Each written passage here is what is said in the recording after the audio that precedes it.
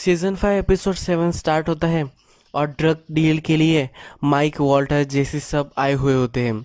जब वहाँ drug dealer भी आता है तो वॉल्टर उससे बोलता है कि हम मेथलामिन अब तुम्हें नहीं मिलने वाला। फिर ड्रग डीलर माइक को बोलता है कि ये कौन है, तो वॉल्टर बोलता है अब तुम्हारी डील मुझसे होगी। वो फिर उसे डील देता है कि पूरे 2000 गैलन से वो मैं तुम्हें नहीं दूंगा, वो मैं ही रख लूँगा, मैं कुक करूँगा और फिर तुम्हें डिस्ट्रीब्यूशन के लिए दूंगा। 35% डिस्ट्रीब्यूशन में तुम्हें दे सकता हूँ क्योंकि मेरा पार्टनर अब इस बिजनेस में नहीं रहने वाला। वॉल्टर फिर इलाबरेट करता है कि मुझे तुम्हारे बिजनेस के बारे में सब पता है। तुम जो मेथ सेल करते हो उसकी क्वालिटी बहुत ही घटिया है। तुम मेरे प्रोडक्ट को मैच करने के लिए उसमें कलरिंग डालते हो, तो तुम्हें मुझे मेरा प्रोडक्ट सेल तो करना है पर तुम उसे जनरेट नहीं कर सकते। तो वो ड्रग डीलर बोलता है अगर मैंने तुमसे सब मैथ ले लिया तो कंपटीशन नहीं रहेगी और मैं सेल कर सकूंगा, फिर लोगों को क्वालिटी की डिमांड नहीं रहेगी। तो वॉल्टर बोलता है कि जब तुम क्वालिटी दो देते हो तो डिमांड भी बढ़ जाता है और क्वालिटी अच्छी होगी, यानी कि साइंटिफिक तरीके से कुक करोगे तो मैथ भी बहुत ज़्यादा बनता है, तो इसलिए तुम्हें क्वालिटी चाहिए ही।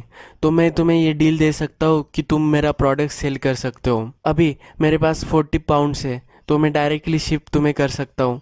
तो ये डील वो ड्रग डीलर कर लेता है। वो वॉल्टर का नाम पूछता है तो वॉल्टर बोलता है कि तुम्हें मेरा नाम पता है, मैंने गस को मारा था, मैं वही हूँ। तो फिर वो ड्रग डीलर बोलता है कि कार्टेल ने गस को मारा था, पर माइक उसे बोलता है कि नहीं, कार्टेल ने नहीं मारा था। फिर उसका नाम लेता है हाइजनबर्ग। ये बहुत ही आइकॉनिक सीन है और बहुत सारे लोग इस सीन को बार बार यूज़ करते हैं उनकी वीडियोस में। जब भी ब्रेकिंग बैड का एनालिसिस वगैरह होता है तब वो सीन आता है। फिर माइक को वो 500K दे देते हैं। वॉल्टर ने सिर्फ एक ही पार्टनर उसका निकल रहा है और इसके लिए ही 500K उसने लिए हुए होते हैं। जैसे बोलता है कि मैं भी इस बिजनेस से निकलने वाला हूँ तो मुझे भी $5 million चाहिए। तो वॉल्टर बोलता है कि हम इस ट्रांजिशन को अच्छे से निकाल ले, फिर हम पैसों की बात करेंगे। फिर वो सब उनके ऑफिस पर आते हैं तो माइक जेसी को बोल रहा होता है कि मैं अब यहाँ से जा रहा हूँ। जेसी बोलता है कि हम मिलते रहेंगे, पर माइक को पता होता है कि वॉल्टर उसे नहीं जाने देने वाला, तो ये भी उसे क्लियर कर देता है। माइक वॉल्टर को बताता जाता है कि तुमने जो डीए के यहाँ बग लगाया है तो तुम्हें वो निकालना पड़ेगा। डीए स्वीप करता है और उसमें ये पकड़ा नहीं जा सकता, वो ये काम उसे बता देता है। तो वॉल्टर बोलता है कि क्या तुम मुझे थैंक भी नहीं करने वाले इस सब पैसों के लिए। तो माइक उस पर हंसता है और फिर वहाँ से चला जाता है। जो मेथलामिन होता है तो वॉल्टर अब उसे मूव करना चाहता है, तो इसलिए वो कार वॉश में उसे ले आया हुआ होता है। जैसे फिर से स्काइलर से बात करना चाहता है पर स्काइलर वहाँ से निकल जाती है। नेक्स्ट सीन में हमें एक लॉयर दिखाया गया है जो बैंक में आया हुआ होता है। वो उस बैंक की जो एम्प्लॉय होती है उससे कीज लेता है। फिर वो लॉकर रूम में जाता है और बैग से पैसे निकालता है और बहुत सारे लॉकर्स में अलग अलग पैसे वो रख रहा होता है। वो जब बाहर आता है तो माइक से वो बात करता है।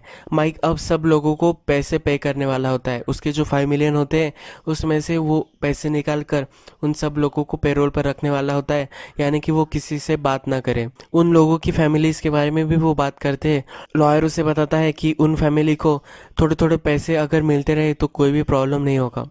फिर नेक्स्ट सीन में माइक हमें उसके एक जगह पर दिखाया गया है। उस जगह वो उसका लैपटॉप जो होता है जिस पर वो डीए के सब बातें सुन रहा होता है, उस लैपटॉप को वो गाड़ देता है। फिर वो सब काम कर कर अपने घर आता है। वो जब घर आता है तो डीए उसके घर पर रेड मारती है। उन्हें उसके घर पर कुछ भी नहीं मिलता। जेसी और वॉल्टर फिर से लैब में होते हैं तो जेसी वॉल्टर से पूछता है कि मेरे पैसे मुझे चाहिए। तो वॉल्टर बोलता है कि तुम्हारे पास पोटेंशियल है, मेरी तरह ही बेस्ट तुम कुक कर सकते हो, तो इस पोटेंशियल को तुम वेस्ट क्यों कर रहे हो। कुछ चंद पैसों के लिए तुम इससे आउट नहीं ले सकते। अगर तुम्हें पैसे मिल भी गए तो तुम क्या करोगे। जेसी बोलता है कि मैं फिगर आउट कर लूँगा। फिर उन दोनों की फाइट हो जाती है और जेसी बोलता है कि अगर तुम्हें पैसे नहीं देने मत दो, पर मैं अब ये नहीं करने वाला। तो वॉल्टर बोलता है कि तुम्हें मैं एक पेनी भी नहीं देने वाला। फिर हम डीए ऑफिस में आते हैं और वहाँ एक मीटिंग चल रही होती है। हैंक का जो प्रीवियस बॉस होता है वो सबको ब्रीफ कर रहा होता है। फिर वो हैंक को बोलता है कि तुम जो माइक पर वगैरह नज़र रख रहे हो तो ये सर्विलेंस तुम्हें अब हटा देनी चाहिए, तो इससे तुम्हें कुछ भी हासिल नहीं हो रहा और बहुत सारे पैसे वेस्ट हो रहे हैं, तुम्हें कुछ लीड्स भी नहीं मिल रही। ये तुम्हारा प्रीवियस केस था इसलिए तुम इमोशनल हो रहे हो, तो अभी तुम्हें ये ड्रॉप कर देना चाहिए। फिर ये मीटिंग हो जाने के बाद जब हैंक का पार्टनर उसे मिलने आता है तो हैंक उसे बोलता है कि हमें अब माइक से सर्विलियंस निकालना है। हैंक बोलता है कि माइक के जो आदमी है वो अभी भी पेरोल पर है, इसलिए वो किसी से भी बात नहीं कर रहे हैं। माइक का जो लॉयर है उस पर हमें नज़र रखनी चाहिए, तो अब वो उस पर सर्विलेंस रखने वाले होते हैं। नेक्स्ट सीन में हमें वॉल्टर के साथ टॉड मैथ कुक करते हुए दिखता है। अब जैसे इससे आउट हो चुका है तो वो टॉड की हेल्प लेता है। टॉड बहुत ही सीखने के लिए कीन होता है, वो बहुत सारे नोट्स वगैरह बना रहा होता है और बहुत ही इंटरेस्ट से वो सब सीख रहा होता है। उनका जब कुक हो जाता है, बहुत सारा अच्छा ईल्ड आ जाता है, तो वॉल्टर उससे बोलता है कि हमें सिर्फ अब पैसों की बात करनी है। तो टॉड उससे बोलता है कि पैसों का हम बाद में बात कर लेंगे, जब मुझे ये अच्छे से करना आ जाएगा तब हम पैसों की बात करेंगे। नेक्स्ट सीन में जब फिर से माइक का लॉयर सब पैसे रखने के लिए आया हुआ होता है तो डीए एजेंट उसे वहाँ पकड़ लेते हैं। वॉल्टर और स्काइलर जब डिनर टेबल पर होते हैं तो वॉल्टर उससे कन्वर्सेशन स्टार्ट करता है और बोलता है कि अब मेरा नया पार्टनर है, उसे मुझे लगता है कि अब ये पार्टनरशिप बहुत चलेगी। पर स्काइलर को कोई भी इंटरेस्ट नहीं होता है, तो वहाँ से वो डायरेक्टली उठ जाती है और चली जाती है। फिर वॉल्टर हमें फिर से हैंक के ऑफिस में दिखाया गया है और फिर वो सिर्फ फिर से वही स्टोरी बताता है कि स्काइलर मुझसे बात नहीं करती वगैरह वगैरह, और वो रोने लगता है। हैंक वहाँ से नहीं उठ रहा होता तो वो उससे कॉफ़ी मांगता है।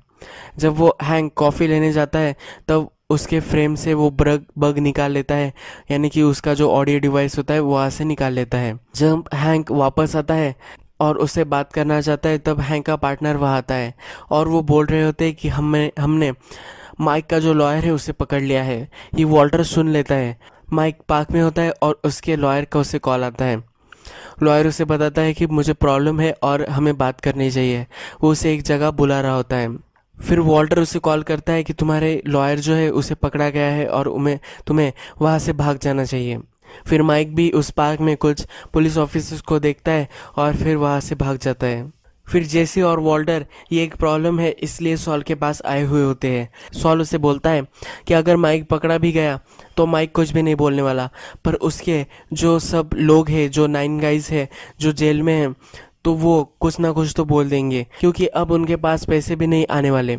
माइक उनको कॉल करता है और बोलता है कि मेरे जो पैसे हैं वो किसी को मुझे ला कर देने पड़ेंगे। माइक सिटी के बाहर होता है और वही उसे पैसे चाहिए होते हैं। जैसे सॉल नहीं जा सकते क्योंकि उस पर सर्विलेंस चल रही होती है, तो वॉल्टर बोलता है कि मैं उन्हें जाकर देकर आऊँगा।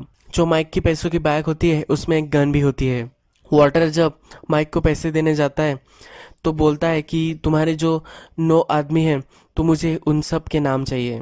तो माइक मानता नहीं और बोलता है कि मेरे पैसे दे दो, तो वो उससे छीन लेता है और उनका फिर फाइट हो जाता है।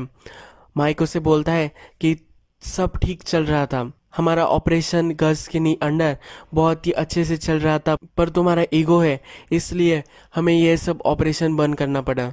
गज को तुमने मार दिया और सब चौकट हो गया। माइक जाकर गाड़ी में बैठता है, पर वॉल्टर को बहुत सारा गुस्सा आया हुआ होता है, तो वो माइक की गन लेता है और माइक को शूट करता है। माइक गाड़ी चलाकर आगे जाता है पर उसकी गाड़ी ठुक जाती है। वॉल्टर जब उसकी गाड़ी के पास जाता है तो माइक वहाँ नहीं होता। माइक थोड़ा सा आगे जाकर एक रिवर के पास बैठा हुआ होता है। वॉल्टर को फिर रियलाइज़ होता है कि वो लीडिया से उस सब नेम्स को ले सकता है।